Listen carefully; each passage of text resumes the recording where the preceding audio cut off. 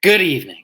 Our top story tonight, the NFC South and all that it entails, all the position battles, including all four position battles at quarterback, including all the unsolved backfield. Because, yes, well, unless you count the Atlanta Falcons, but even then, they're not a solved answer at the running back position. How much is Bijan going to cede to Tyler Algier and Cordero Patterson? We've got that. We've got all the receivers. We've got the tight ends, which aren't as interesting, but we have another fantastic episode of Player Profiler today.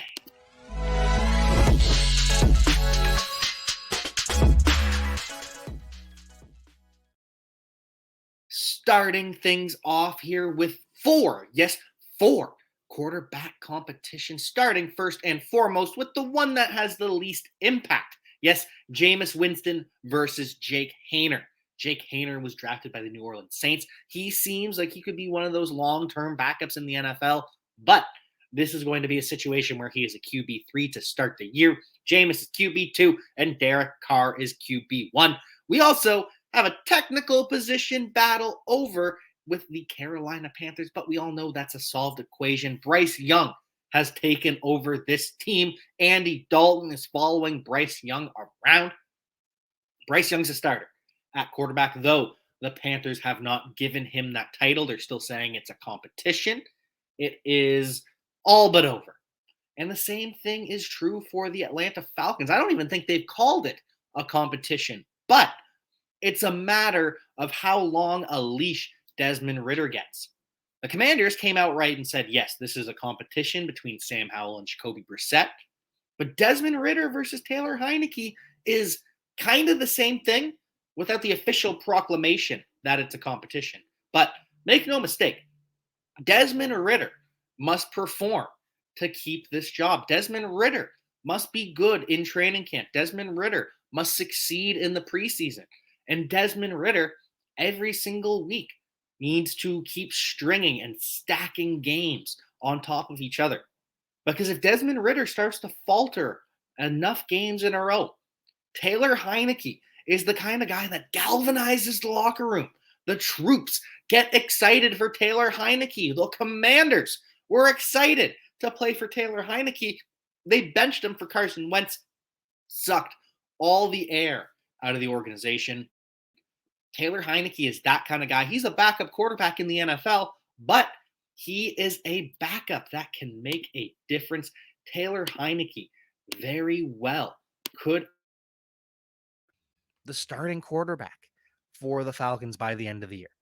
Desmond Ridder will absolutely start week one, but after that, it is a matter of how well Desmond Ridder actually plays. And this is the exact same thing with the Tampa Bay Buccaneers down in Florida. This is Baker Mayfield's job to lose. They have made that very clear. Offensive coordinator Dave Canales has been very clear about the swag of Baker Mayfield and how composed and in control and the lights aren't too bright and the game's not too big Baker Mayfield is. And let's be honest, Dave Canales has not worked with Kyle Trask. Yes, Kyle Trask is the incumbent because he was with the team last year, but this is a new offense. This is not the Bruce Arians offense that he was drafted in. This is not the Byron Leftwich offense that he played in last year. No, this is the Seattle Seahawks offense, which is a spin on the Los Angeles Rams offense, an offense that Baker Mayfield did pretty well in last year with pretty much no time to get up to speed on the playbook. So much like Desmond Ridder, much like Sam Howell, this is Baker Mayfield's job to lose. If Baker Mayfield doesn't turn the ball over excessively in training camp, if he looks all right in preseason, this is Baker Mayfield's job, and Kyle Trask is behind the eight ball. He doesn't have the arm talent to win this job outright. This is a situation where Baker has to lose the job.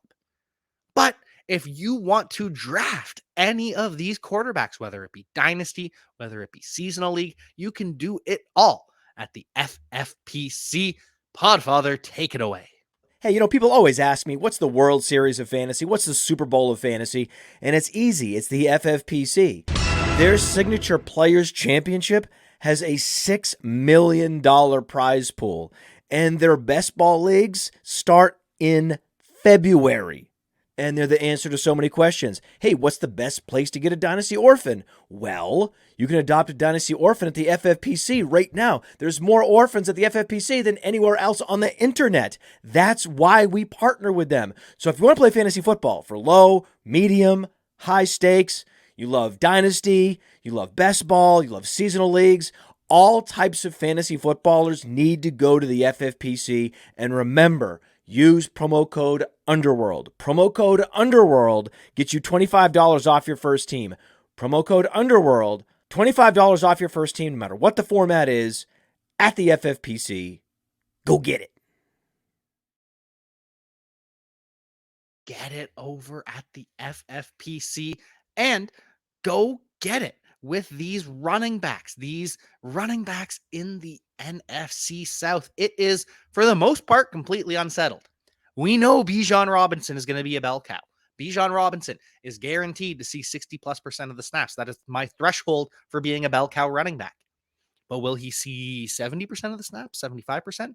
Will Bijan Robinson be playing 80% of the time? Probably not.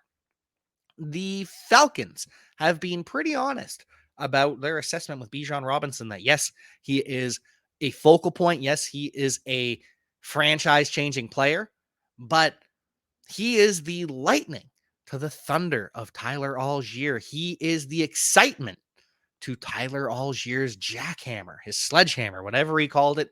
So Tyler Allgeier is going to get some touches.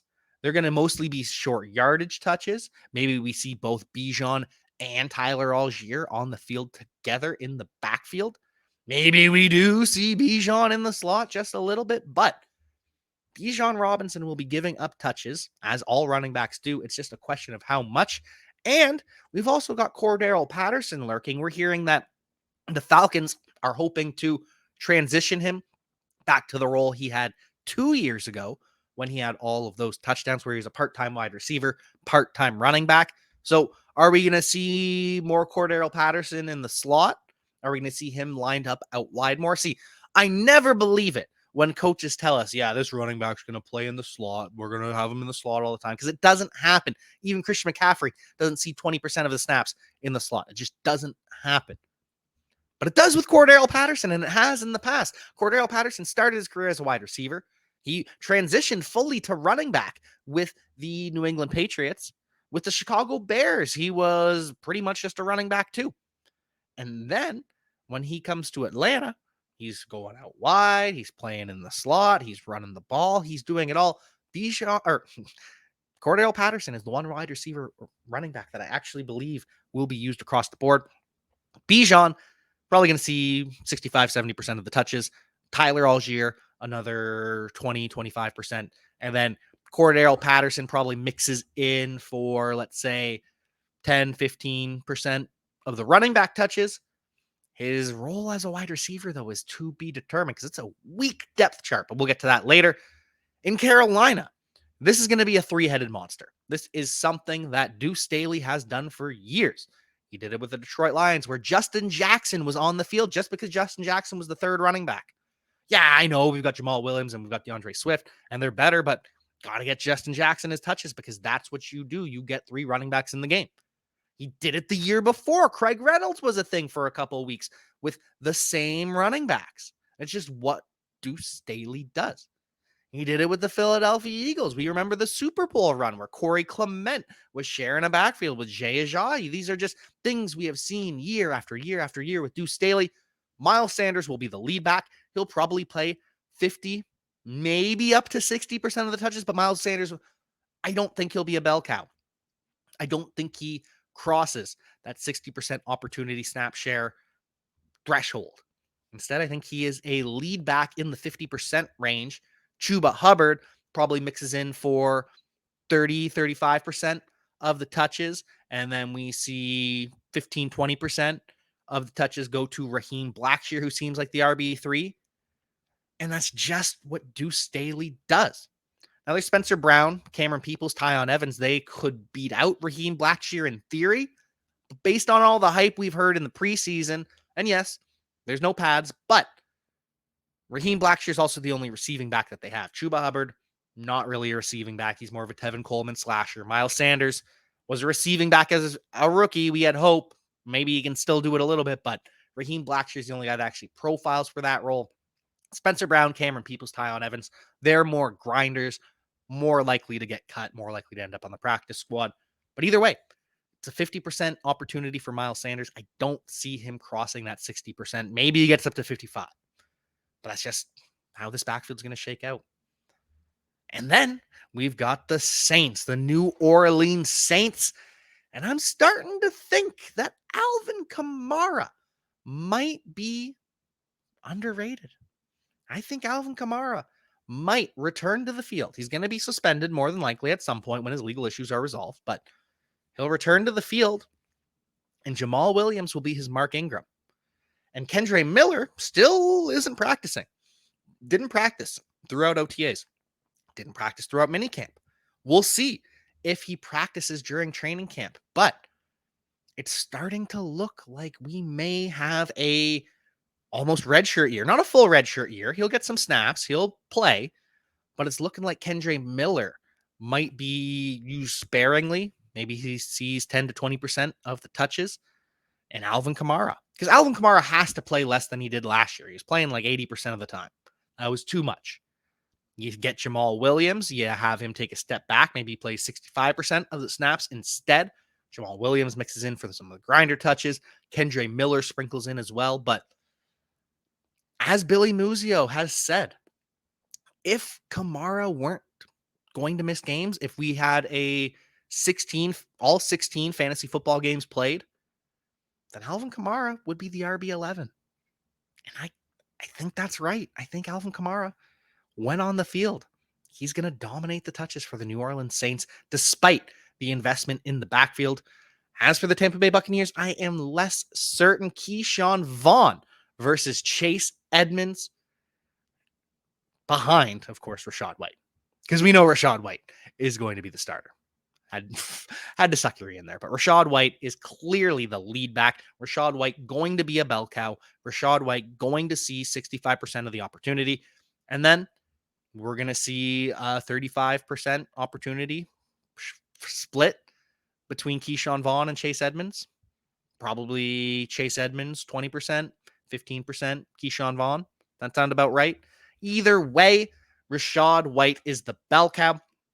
And if he were to go down, it would just be a committee between Keyshawn Vaughn and Chase Edmonds. It'd be a 50-50 split right down the middle. But with Rachaad White there, he is literally RB1. He's wearing number 1 this year. Rachaad White to the absolute moon. And then we look at these wide receivers sticking in Tampa Bay. We know Mike Evans is the X. We know Chris Godwin is the slot.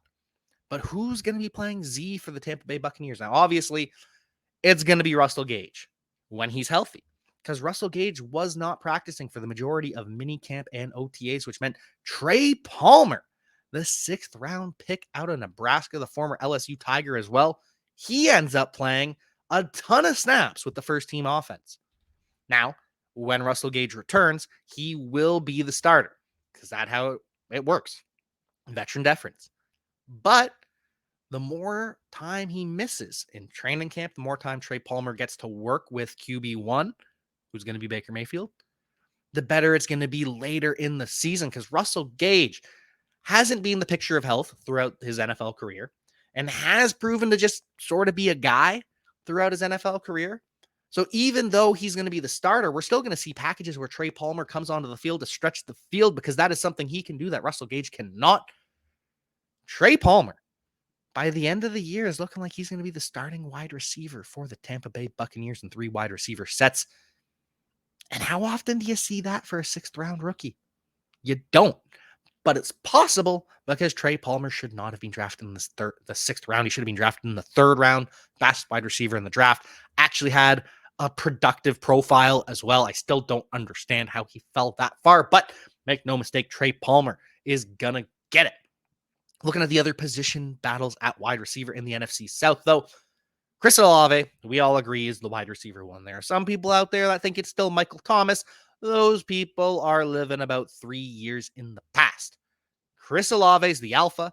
Michael Thomas is probably the wide receiver 2, but Michael Thomas might end up being the Odell Beckham for the New Orleans Saints. He might see a reduced target share and just be a red zone god. Michael Thomas might eat in the red zone, be scoring a bunch of touchdowns. There will be 2 touchdown games for Michael Thomas, but I won't be surprised if he ends up with a 3 target, 2 reception, 20-yard, 2 touchdown game.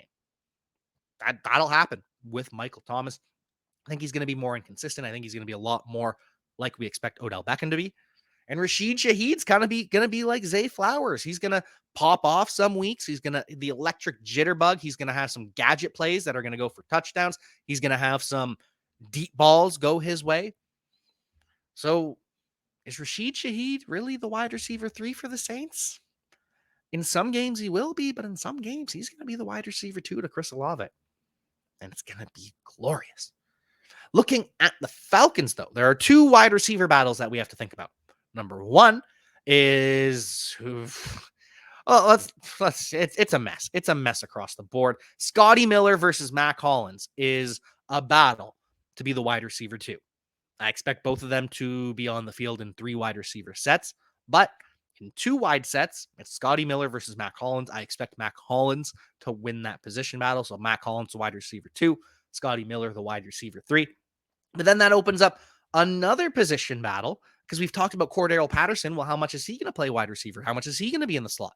He's going to be taking reps from both Scotty Miller and Mac Hollins more than likely. And then what about the 2 tight end sets? Because we've seen year after year that Arthur Smith loves his 2 tight end sets. We were seeing weeks where Kyle Pitts was not the primary tight end in terms of snaps. Parker Hesse would see more snaps than Kyle Pitts some weeks. So how often are we going to see Jonnu Smith, who remember the Atlanta Falcons traded for? This is just a whole hodgepodge of something where someone's got to play 60% of the snaps as as the third option, but will they? It's a mess. It's an absolute mess. Scotty Miller, Mac Hollins, Jonnu Smith, none of them are viable for fantasy football. It's just how many snaps they play. But then there's the wide receiver 1 battle between Drake London and Kyle Pitts. That is going to be interesting. And there are people that will point out and say, well, Kyle Pitts was getting more targets when they were both on the field. Yes, but remember, Drake London was also a rookie. And after Kyle Pitts got hurt, Drake London started to flash more and more and more. And remember, Kyle Pitts had no time last year to practice with Desmond Ridder. He did not practice with Desmond Ridder throughout OTAs and minicamps. He's still dealing with that knee injury. I think it's pretty clear that Drake London's the wide receiver 1. Kyle Pitts is the beta. And that's just how most offenses work. Most offenses aren't going to have a tight end as their wide receiver 1. The Ravens and the Giants will. I think that's about it right now. Correct? Add anyone else in the comments if I'm missing anyone, but Drake London's the 1, Kyle Pitts is the 2, and no one else matters. And then finally, for the Carolina Panthers, we have Adam Thielen versus DJ Chark versus Jonathan Mingo versus Terrace Marshall versus Hayden Hurst. Because Hayden Hurst could end up being the wide receiver 1 for the Carolina Panthers.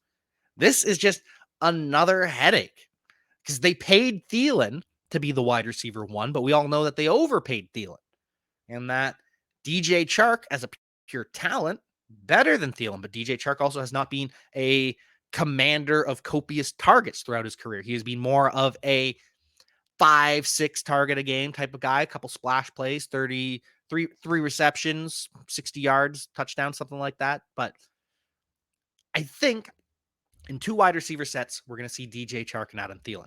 As long as Chark is healthy, because remember, Chark is coming off ankle surgery, missed some time throughout OTAs and minicamp. He is expected to practice in full during training camp. They said he could have practiced in full during OTAs and minicamp. They're just being cautious. But I think in 2 wide receiver sets, it'll be those 2. Thielen probably gets more targets. Chark probably more efficient.